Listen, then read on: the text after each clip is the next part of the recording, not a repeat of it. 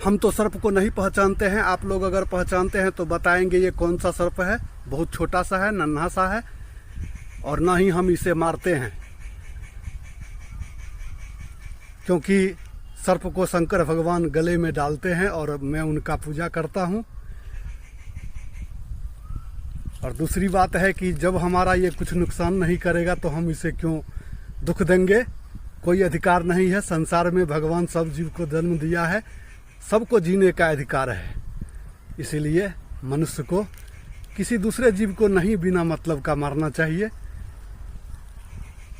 ये अधर्म है।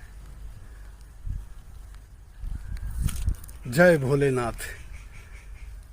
तो आप लोग कमेंट बॉक्स में अवश्य लिखिएगा कि ये कौन सा सर्प है।